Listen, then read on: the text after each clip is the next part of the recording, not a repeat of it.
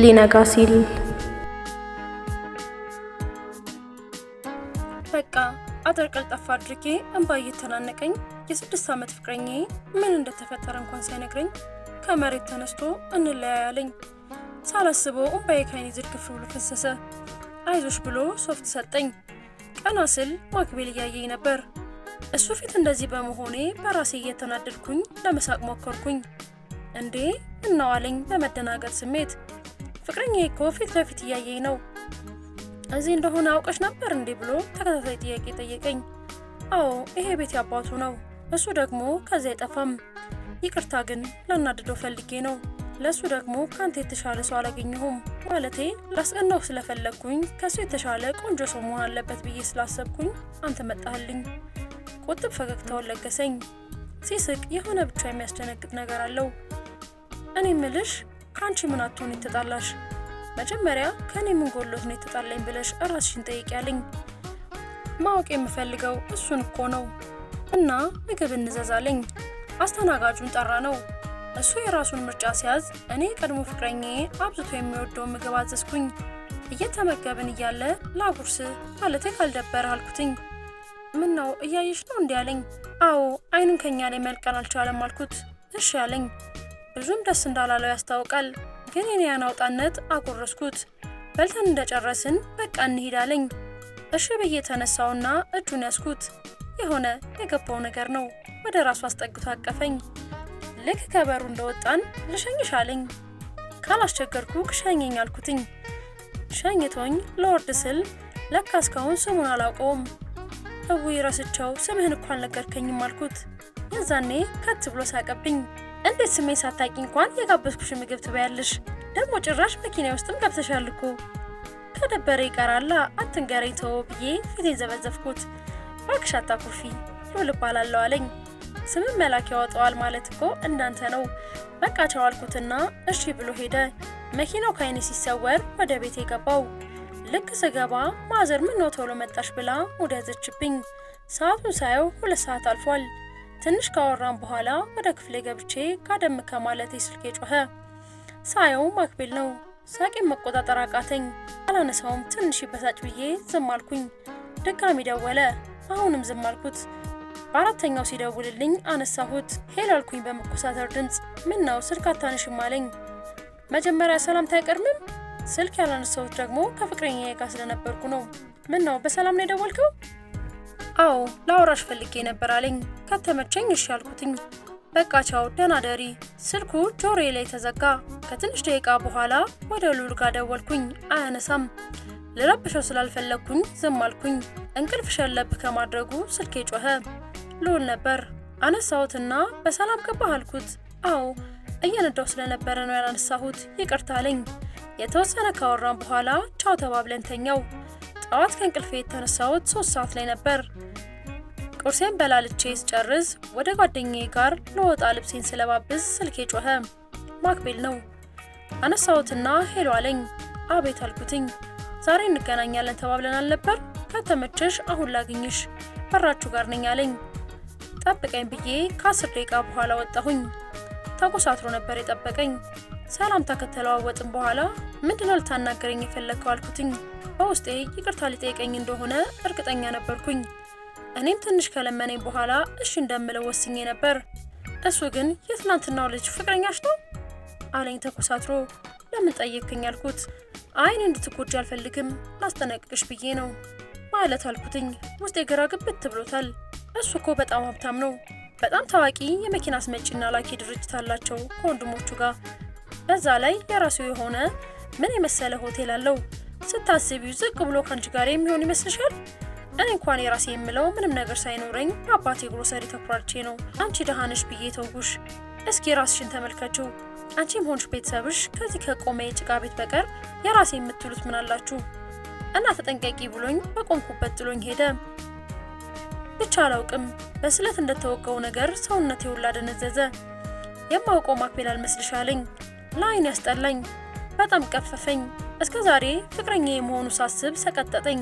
ፈዝዤ በቆምኩበት የሆዴን ህመም መቆጣጠር አቅቶኝ መሬት ላይ ወደኩኝ። ከየት መጣ ሳልለው የሆነ ሰውዬ መጥቶ አነሳኝ። ራሴን ለማረጋጋት ከሞከርኩኝ በኋላ ወደ ቤት ገብቼ ተኛው። ያለኝን በሙሉ ማሰብ ጀመርኩኝ። ግማሹ ልቤ እውነት ነው፣ አንቺ ተመረቀሽ እንኳን ስራ የለሽም፣ የራሴ የምትዩ የግል ቤት የለሽም ይለኛል። ግማሹ ልቤ ግን ለፍቅር ገንዘብ መስፈርት እንደማይሆን እየነገረኝ ነው። ብቻ ጭንቅላቴ ሊፈነዳ ደርሷል። ሳወጣና ሳወርድ ከራሴ ጋር ስጣላ ስታረቅ ብቻ ክፍሌ ሆኜ በሐሳብ ስብሰለሰል ከሐሳቤ ሉሌ ነበር ደውሎ የቀሰቀሰኝ። እንደ ከፋኝ እንዲያውቅ ስላልፈለግኩኝ እንደ መሳቅ ብዬ ሄሎ አቶ ሉል ምን ነበር ስለው አይ ዛሬ ፍቅረኛሽን አታስቀኝም ወይ ልልሽ ነበር አለኝ። በዛ ረጋ ባለ ድምፁ አይ ታውቆብሃል በቀጥታ ላግኝሽ ነው የሚባለው አልኩትኝ እየተፈለቀለኩኝ። እሺ የት እንገናኝ? እዛ የባለፈው ቤት ነው አልኩትኝ እየተፈለቀለኩኝ። ወዲያው ተነስቼ ከሌላው ጊዜ በተሻለ የሚያሳምረኝን ልብስ መምራት ጀመርኩኝ። ልብሴን ለባብሼ ስወጣ ሉል ጋር ደወልኩኝ። አነሳውና እዛው እየጠበቀኝ እንደሆነ ነገረኝ። ሄድኩኝ። ውስጥ ስገባ ማክቤል የለም። ለነገሩ አይኑን ማየት ራሱን ያስጠላኝ። ልክ ስንገባ የሆነ ምግብ ሸተተኝና በጣም አማረኝ። ለሉል ልነግረው ነበር ግን ይታዘበኛል ብዬ ተውኩት። አስተናጋጇ ትንሽ ቆይታ ስትገባ የሸተተኝን ምግብ ባጠገቤ ይዛ አለፈች። መቋቋም እስኪያቅተኝ ድረስ አማረኝ። ስትመለስ አስተናጋጇን እጄ ጠርቼ አሁን ባጠገቤ ይዘሽው የሄድሽውን ምግብ ይዘሽልኝ ነው ያልኳት። ልዑልም ምን እንደሚፈልግ ጠይቀው ሄደች። ምግባችንን ጨርሰን ውሃ እየተጎነጨን ዝም ብለን እያወራን ነው። ልዑልም በጣም ተጫዋች ነው። አጉል እንደ ሀብታም አያካብድም። በጣም እየገረመኝ ነው። ጨራርሰን ልንወጣ ስንል ማክቤል ከፊት ለፊት መጣ። እየተሳሳቅን ባጠገቡ አለፍን። በግልምጫ አንስቶ አፈረጠኝ። ቦታም አልሰጠሁትም። የወደድኩትን ያህል ነው ያስጠላኝ። ብቻ በቃ ከሉሌ ጋር በጣም እየተቀራረብን ነው። አንዳንዴ ሳስበው በጣም ነው የሚገርመኝ። ፈጣሪ እንዴት ሁለት ነገር አሟልቶ ለአንድ ሰው ይሰጣል ብዬ ያሰብኩኝ። ከመልክ መልክ፣ በሀብት ላይ ሀብት፣ በጸባይ ላይ ጸባይ አላቅም። ብቻ ይሄ ጎሎታል የማይባል እንደ ስሙ ልዑል የሆነ ሰው ነው። አንዳንዶቹ ሀብት ካላቸው በጎነት ይጎላቸዋል። በሀብታቸው ምንም ነገር ማድረግ የሚችሉ የሚመስላቸው ተራ ሰዎች በዚህ ሀገር ላይ እልፍ ሰዎች አሉ።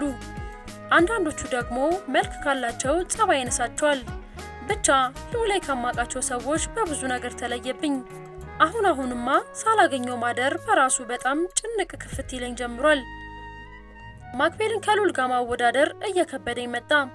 ማክቤልን ማስታወስም ማየትም ስለማልፈልግ የእነሱ ግሮሰሪ እግራችን ደርሶ አያውቅም። ከልዑል ጋር በደንብ ማውራት ከጀመርን 1 ወር አልፎናል። የሆነ ስሜት እየተሰማኝ ነው። ነገር ግን እሱ ጋር ስደርስ አላስነቃም። አንዳንዴ ልዑል እየተደበረብኝ ይመስለኛል። ምክንያቱም ማክቤል ያለኝን ሳስታውስ እውነት እንደሱ ሀብታም ስላልሆንኩኝ ባይወደኝስ ብዬ አስባለሁ። ስለዚህ በሆነ ነገር ልፈትነው አሰብኩኝ። ልክ እንደተገናኘን በመጣደፍ የሆነ ጥያቄ ልጠይቅ እፈልጋለሁ አልኩትኝ። ስለዚህ በሆነ ነገር ልፈትነው አሰብኩኝ።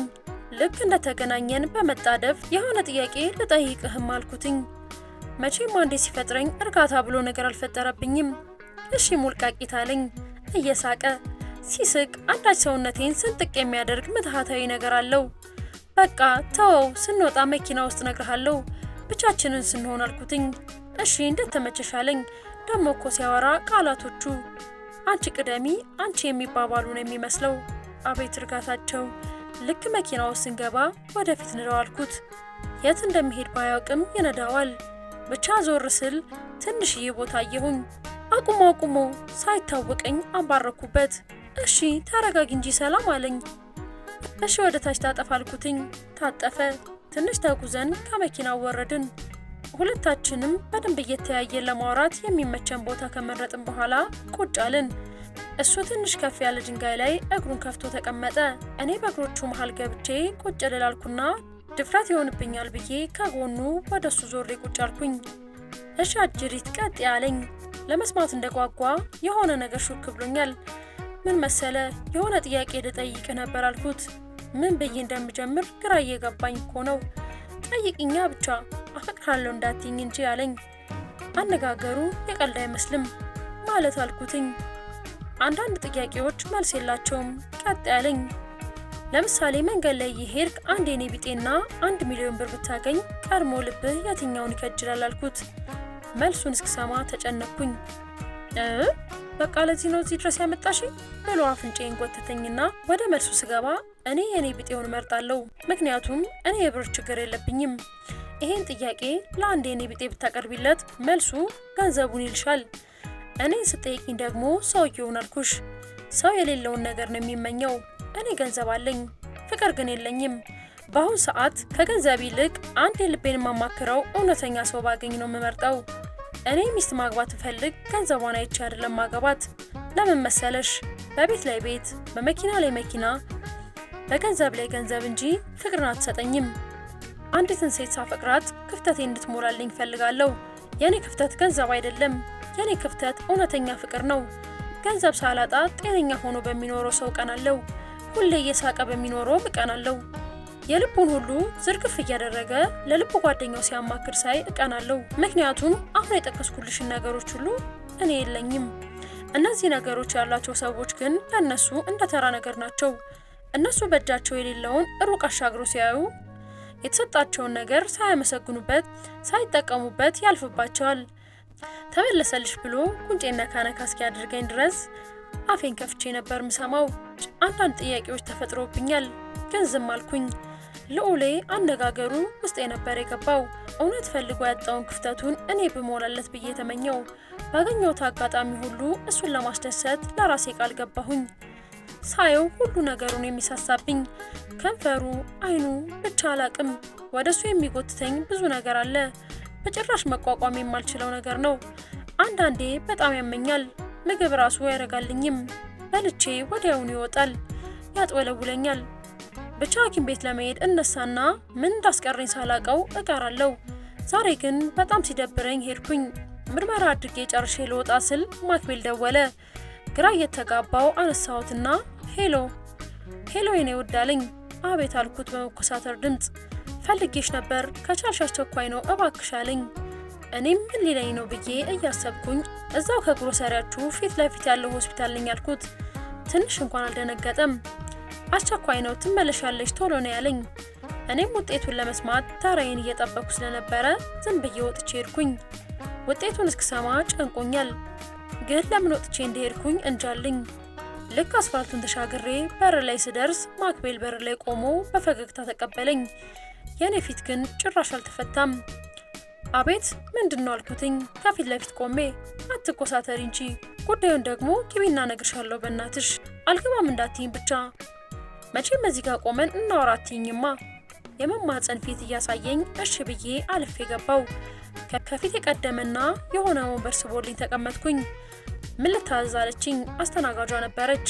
አይ ምንም አልፈልግም በቃኝ ስል ማኪያቶ አምጪላት አለ ማክቤል። እሺ ምን ፈልገ ነው ንገረኝ፣ አሁን እቸኩላለሁ አልኩትኝ። ተረጋጊ እንጂ እስቲ የሆነ ነገር ቅመሽ አለኝ። እየሳቀ ነበር። ወዲያውኑ አስተናጋጇ ማኪያቶውን ይዛ መጣች። እንደዛ የምወደው ማኪያቶ ገና ሲሸተኝ አቅለሸለሸኝ። ፉት ለማለት ወደ አፌ እንኳን ለማስጠጋት አቃተኝ። አጎንብሼ ሉጣ እያለኝ የሚታገለኝን ነገር የከበደኝን አፌን በሶፍት አፍኜ ትንሽ መለስ ሲልልኝ በቃ ንገረኝ ልሄድ ነው ብዬ ቀና ስል በጣም የምታምር ደም ግባት ያላት ልጅ የማክቤል ትከሻ ተደግፋ ቆማለች። ተዋውቁ ፍቅረኛዬ ነች አለኝ በማፌዝ አስተያየት እያየኝ። ልጅቷ ፈገግ ብላ እጇን ዘረጋችልኝና መራዊት እባላለሁ አለችኝ። ስትስቅ ዲምፕሏ ጎላ ብሎ ይታያል። ውበቷንም በጥፍ ይጨምርላታል። ውስጤ ቅጥል እያለ ሰላም እባላለሁ ብዬ ጨበጥኳት። ጃለቅኳትና በጣም እንደምታምር ነግሪያት ተነስቼ ወጣው። ማክቤልም መጣው ብሏት ተከተለኝ። በህይወቴ እንደሱ ወራዳ ሰው አይቼ አላቅም። በጣም ጠላሁት። ከኋላ መጥቶ እየሳቀ ቆንጆ ናት አይደል አየሻት ሲለኝ ድምፁ ሊያስታውከኝ ምንም አልቀረም ነበር። ዝም ብዬ ወደፊት ሄድኩኝ። እሱም እየተከተለኝ ይለፈልፋል። እንዴት ነው ፍቅረኛ ሸመጠጥሽ እንዴ? አብራችሁ አትታዩም ወይስ ተከራይተሹ ነበር? ብቻ ምላሱን ብቆርጠው በምን እድሌ።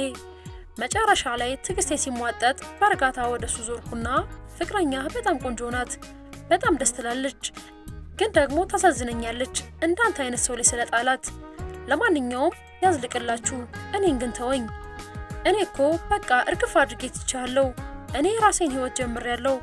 አንተን ከሰው እኩል እንኳን መቁጠር ካቆምኩኝ ሳምንታቶች አልፈዋል። ሰርግህን እንዳትረሳኝ ከቀደምኩ አረሳህም ብዬ በቆመበት ጥዬው ሄድኩኝ። ልክ ልኩን ስለነገርኩት አልተከተለኝም። ብቸኝነት ሲሰማኝ የሚሄድበት የሆነ ቦታ አለኝ። እዛ ቁጭ ብዬ ማልቀስ ጀመርኩኝ። ብቻዬን ቁጭ ብዬ ማብሰልሰል ጀመርኩኝ። ማክቤል ከኔ የበለጠች ቆንጆ ፍቅረኛ ስለያዘ የሆነ ቅናት ቢጤ ተሰምታኛለች። እኔም እኮ ከሱ የበለጠ ይዣለሁ ብዬ ራሴን ላጽናና ሞከርኩኝ። ግን ልዑል የኔ እንደሆነ እርግጠኛ አልነበርኩም። ትንሽ ቆየሁና ተነስቼ ወደ ሆስፒታል ሄድኩኝ። ይቅርታ ተራ ያልፎኛል መሰለኝ፣ ውጤት አንቺ ጋር ስለሆነ በትነግሪኝ አልኳት። ውጤት ለመናገር ስትጣራ የነበረችዋ ዶክተር ኦ አንቺ ነሽ እንዴ ስምሽ ሲጣራ የጠፋሽው? ነይ ግቢ አለችኝ። ገባሁና ቁጭ አልኩኝ።